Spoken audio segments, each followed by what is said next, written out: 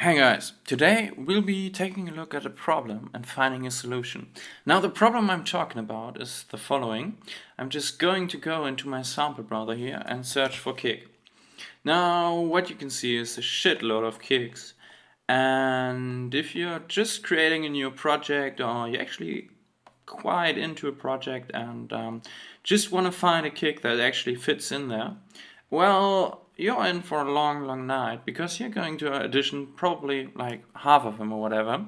So to actually resolve that simple problem, we're going to create a kick ourselves today, and you're going to learn what makes up a kick and how to create it and how to customize it. So you can create the kick that fits into your project, sounds good, and saves you a lot of time. Now the only thing you're gonna do is creating the kick and then equalizing it so it sits well in the mix. So you're gonna have to do that anyways. You would have done it with one of those kicks that you just find in your sample browser as well. So there's no waste in that. But what we're going to do here is we're going to create the kick without using any plugins or whatever. We're just going to use everything that comes within Ableton Live. Now, the first thing is an operator, and the second thing is we're going to record some sounds. Now for that I'm going to take hard material, like for example the back of my phone, and I'm just going to tap on it so I can actually record a few clicks, because a kick essentially is two parts. It's the click at the beginning, that's the transient, that clicky feel at the beginning, and then you have the body or the sustain, which is basically the sound that comes out of your subwoofer, and if it's really loud, that's the sound that makes you go, hey, my stomach is hurting. That's awesome. You know what I mean, right? Okay, so those are the two parts. For the second part, we're going to use operator, and for the first part, we're going to use a hard surface like a phone. So, let's go ahead and punch a phone with a finger or a lighter or some other material.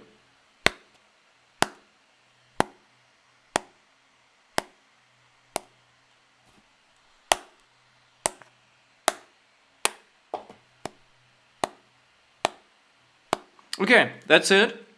Now I'm just going to make sure. Yeah, I have it on silent, so we won't be disturbed. We're recording this thing here, and I'm just going to turn this off, and now I don't hear myself twice with a little bit of delay anymore. That's pretty awesome. And let's stop recording here. So let's delete everything I said before actually recording the clicks, and after that, because let's face it, I'm not that important. We don't need me talking here. So we have a little clicks, and those are it. And I actually like this one here. And nope, that was clipping. Wait. Yeah, that one wasn't bad either. Okay, let's delete the rest and go ahead with those two. Now, what we're going to do is we're going to create the click first, but we're going to divide it in two parts. One of them is going to be a little bit of a punch in the 500 Hertz to like 700 Hertz or 1000 Hertz region. And the other one is going to be the high frequency content from 700 or 1000 Hertz upwards to like 18,000 or 15,000 Hertz, whatever we choose that it pleases you, our ears. So what I'm going to do is I'm just going to put those two samples here, and we of course have to line them up so they start both at the same time. And for that I'm just going to consolidate it so all the junk that we recorded is gone. And let's zoom in here a little bit, and we can see the waveform starts around here. Now I realize it doesn't really start there, but what the hell. That little bit clickiness at the beginning that we're getting because we're jumping up is not gonna break anything. We actually do want a little bit of clickiness, so what the hell. That's what we got right now, and that has a lot of room sound and a little bit of noise because my MacBook's like trying to fly off the table and stuff in it. So let's remove all of that by just showing us the fades right here. Alright, so the first thing we're going to do is let the transients be there again. Yeah, that's better. And the second thing is we're going to remove all of those room sound kind of things and MacBook fans and stuff.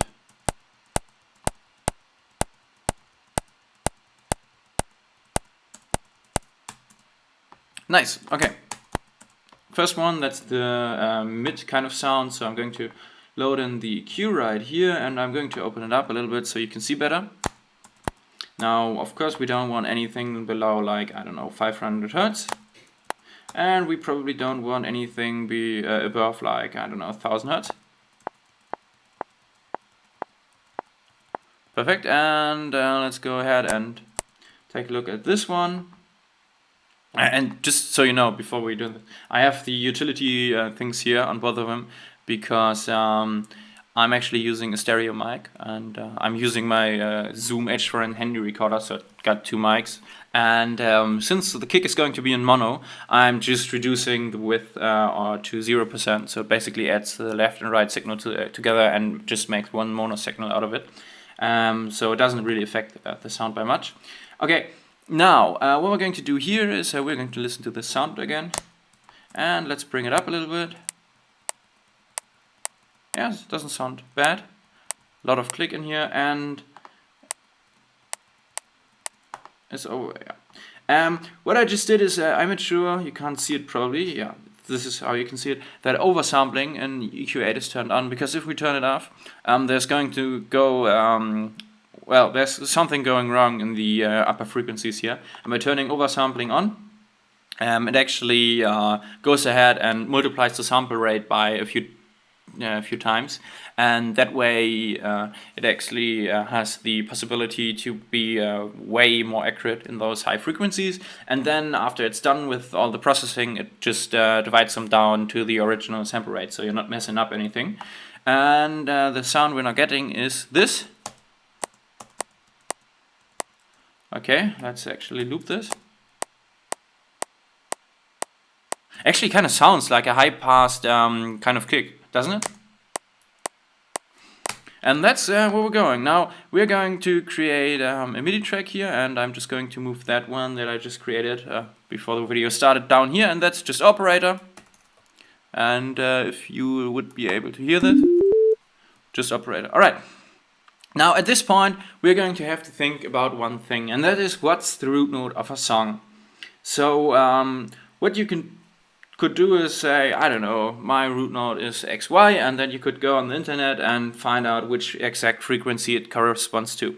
Now I'm just going to skip all of that and put it on 54 Hertz.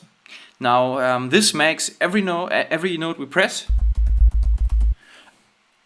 play the same note, and so we have no possibility of messing it up, and that actually gives you the opportunity of creating this MIDI clip and just putting any note you want in here. It doesn't make a difference. Okay, I demonstrated it enough, doesn't make a difference, and that's actually quite a nice capability here, but that doesn't really sound like a kick now, does it? A little bit like an 808, but not really. There's a lot of content missing between those 500 Hertz that we're cutting up here and those like 54 Hertz that are going on here, and there's nothing in between. So let's add that back in, and we're going to do that with a pitch envelope. Now the pitch envelope actually just takes the frequency we got here. I'm just going to take it in this line, and it basically makes it go high to, like, for example, 600 Hertz, and then drops it down really, really fast. So take a listen to this. This is what it does, and makes it sound a little bit like this, but when we're drawing it, it's really unintuitive, and using an envelope actually gives us a little bit more control over the exact timings and stuff.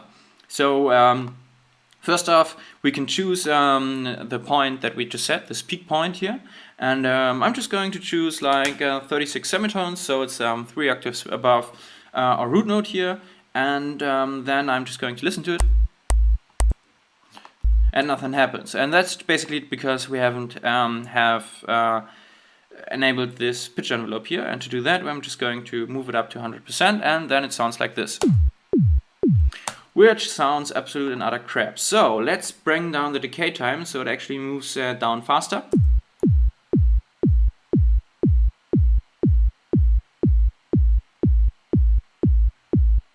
And here's one very, very important stage, because if you do it very, very short, then you're going to have a very,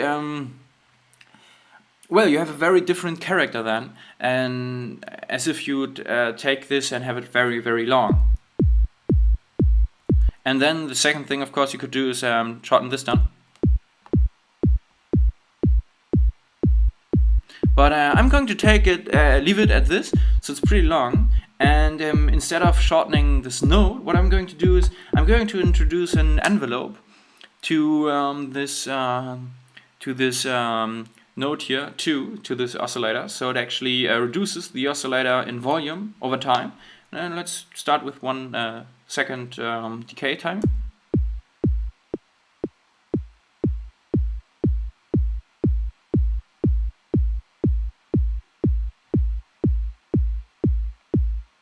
And I just added a little bit of release, because if you listen to it, do you hear the click at the end?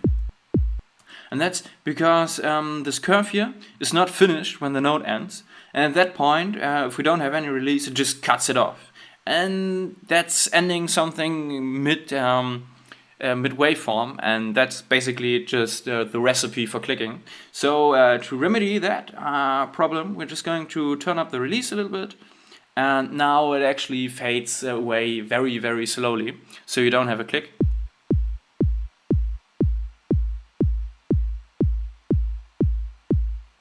And now it actually has a little bit of a tail that's it's going to keep playing, and I'm just going to show it to you here at 27.1.3. It's supposed to end, and if we freeze it here and flatten it, you can see the waveform is actually continuing here. It's very, very, very, very short, and it's ending right here, but it's still there. So that's what we're adding with this long release time here. Okay, perfect. Now,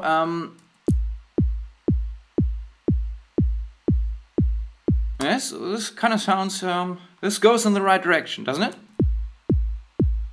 So let's add a little bit of EQ, and we can see what's going on here. We're starting at around 300 Hertz and moving down to like 54 Hertz at a very, very fast time.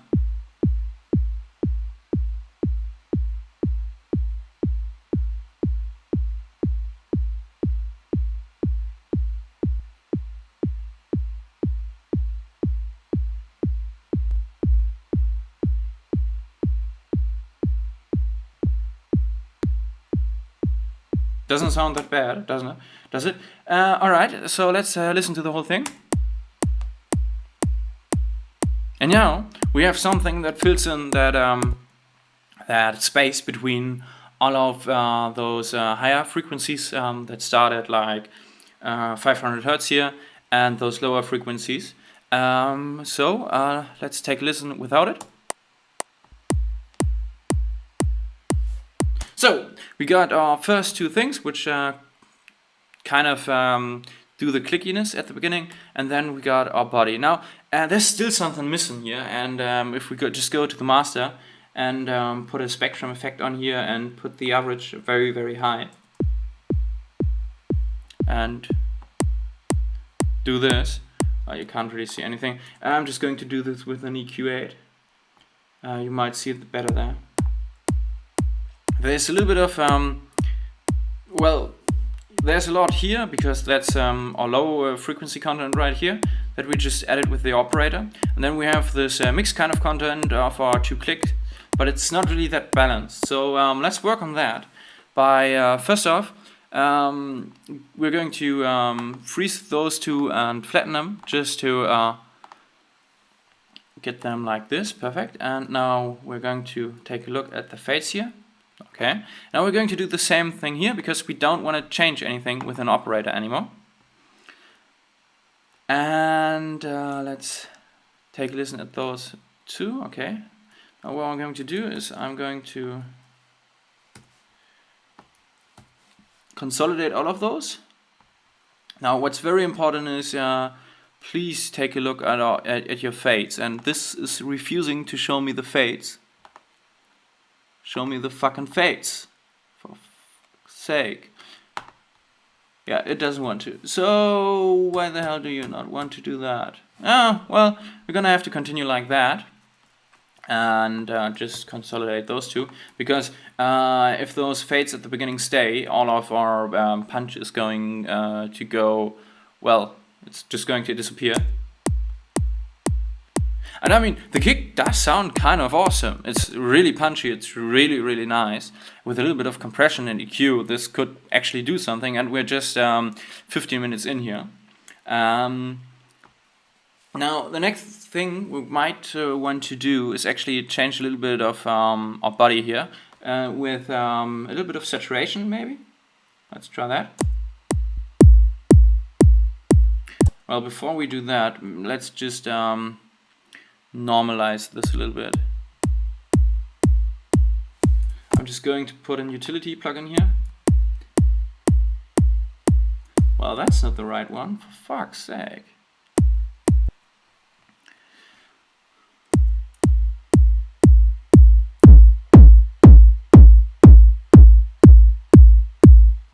Just give me a second, I'm just going to reduce this whole thing here in volume. Sorry for blowing your ears. Okay, anything on the master here? No. Perfect. Now let's play around with this saturator here.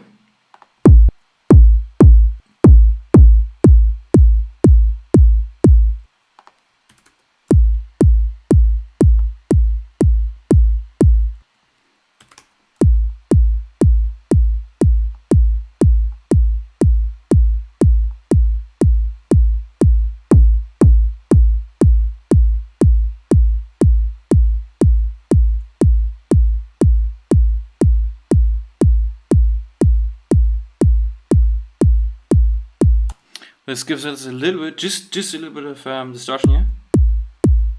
Actually, it's really hard to hear, but there is a little bit of content added here. That's just going to fade all of those sound a little bit together here. I'm going to bring this down.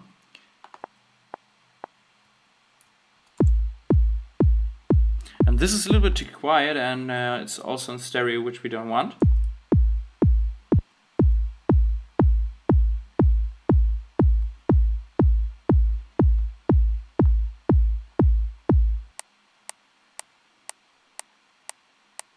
This still has a lot of room sound to it.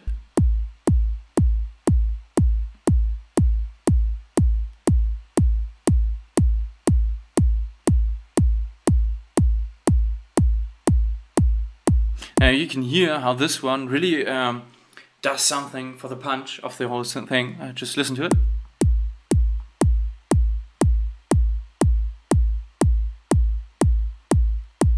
Now let's go ahead and add another audio track here and resample that whole thing.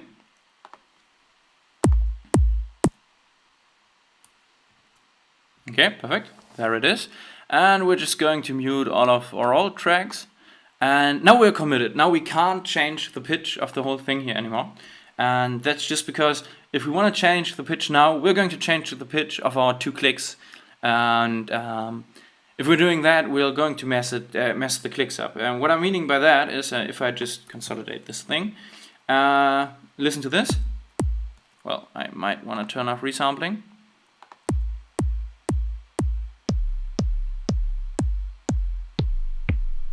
It actually changes the sound of the click at the beginning, and we don't want that. What we can do up here is change the pitch of just the body. So now at this point where we have combined all of that in one audio clip, we can't do it really anymore. And we shouldn't have to anyways, because we already chose a root node with an operator when we created the whole thing.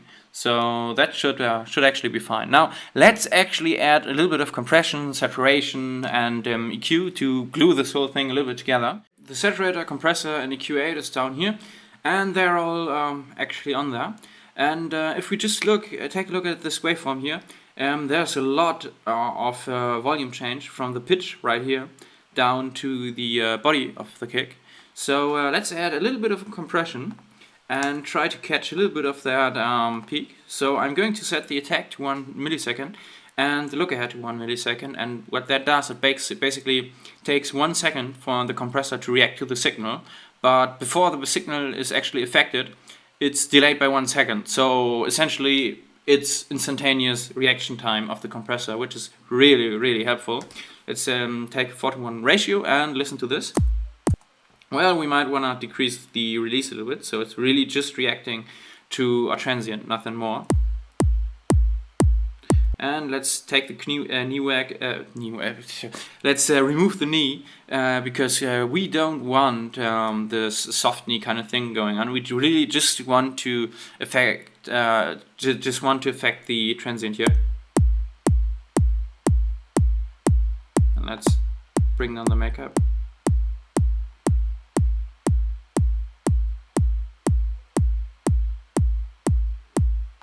Now, how does this look? Yeah, that's pretty nice.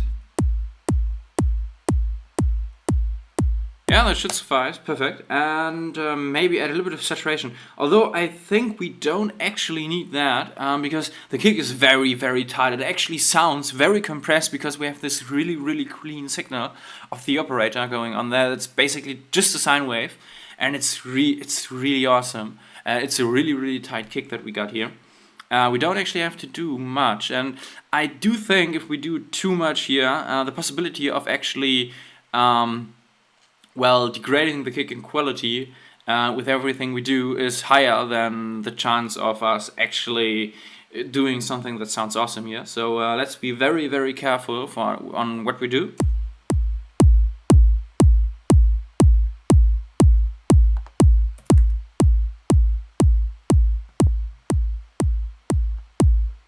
Now this brings up the decay a little bit, and let's remove a little bit of those 300 Hertz, and let's roll off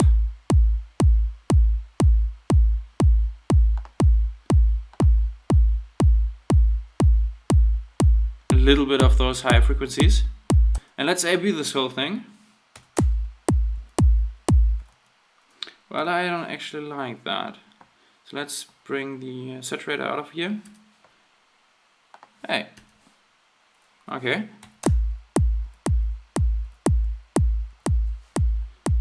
Now we would have to try to match the volume.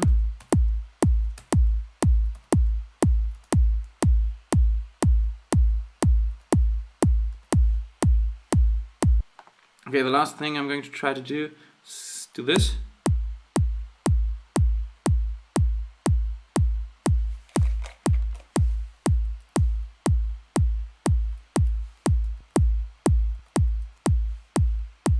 Okay, let's go ahead and freeze this track and flatten it.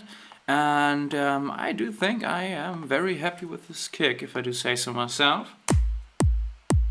Now, unintentionally, we actually made the what's it called? The transient a little louder at the beginning. But what can you do? What can you do? We could try and catch it with another compressor, but we don't have to. And to be honest, this sounds quite nice. It's a nice kick, and it's not bad having that that very aggressive transient at the beginning. So let's just compare this to the sound we started with here. Well, we should probably activate all of them. Let's do the following. Let's just group them and activate all of them and close the group down.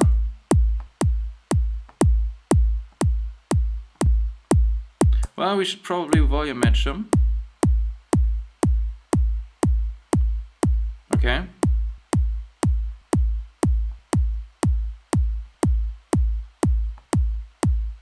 Now what you can hear is there's a little bit more of that mid-frequency content in the new one. Now the question is, or the decision rather, is completely up to you if you like that and if you need that in your track. But now we are basically at the point where it's just a little bit of a queuing to make it sit in the mix. We have a kick and we created it from scratch by just using 2 little recordings. And I have to admit here, my MacBook was really loud because it was getting really hot. I don't know why. It's just Ableton and ScreenFlow, the recording software here I'm using, open at the same time. So it really shouldn't be. It's not like we're doing something really heavy on the CPU here. But we got really